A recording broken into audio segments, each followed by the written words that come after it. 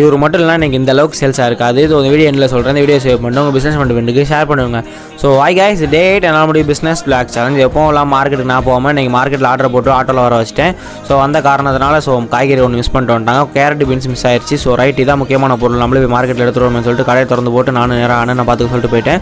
So போகிற வழியில் பார்த்தீங்கன்னா நமக்கு ரோதனை கொடுத்த மாதிரி பெட்ரோல் இருந்துச்சு. ஸோ ரைட் அப்படி இப்படின்னு சொல்லிட்டு பெட்ரோல் போட்டு நேராக காய்கறி எடுத்துகிட்டு வந்து அடுக்க ஆரம்பிச்சாச்சு.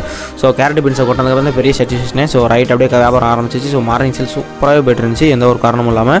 ஸோ ரைட் அப்புறம் பார்த்தீங்கன்னா அந்த குழந்தைங்களாம் தூக்கி ஃபன் பண்ணிட்டு இருந்தேன். ஸோ மார்னிங் சேல் சூப்பராக அமோகமாக இருந்துச்சு. ஸோ அவர் என்ன ஞாபகப்படுத்தினான்னு கேட்டிங்கன்னா வச்சுக்கோங்களேன் எனக்கு கார்த்திகை ஒன்று. ஸோ சேல்ஸ் சூப்பராக இருந்துச்சு. ஏன்னா வச்சுக்கோங்களேன் எல்லாம் மாலை போடுவாங்க. அந்த ஒரு காரணத்தினால வெஜிடபிள்ஸ் நிறையா எடுப்பாங்க. ஸோ சாம்பார் தான் மெயினாக எடுப்பாங்க. ஸோ அந்த ஒரு காரணம் தான் வேறு ஒன்றும் இல்லை. அது ஞாபகப்படுத்தினால தான் எனக்கு சேல்ஸ் டபுள் ஆச்சு. ஸோ அது என்ன சொன்னார்னா வச்சுக்கோங்களேன் காய் நிறையா ஆடுற தம்பி அப்போ தான் நான் வியாபாரம் சொன்னேன். அதே மாதிரி காய் எடுத்துருந்தேன். ஸோ அந்த காய்கறி எடுத்து கொட்டோம்னு சொல்லிட்டு ஈவினிங் சேல் ரெஸ்ட்டுக்கு போயிட்டு வந்ததுக்கப்புறம் எல்லா காய்கறியும் கொட்டினேன்.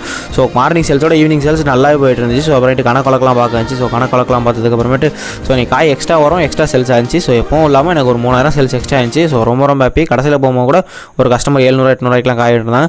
ஸோ நல்லா ஒன்று தெரிஞ்சுக்கோங்க. நிறைய அனுபவசாலிகள் நிறையா சொல்லும் போது கேட்டுக்கோங்க. நமக்கு 5 தெரிஞ்சு அவங்களுக்கு 6 தெரியும். ஸோ நல்லா ஒன்று தெரிஞ்சுக்கோங்க.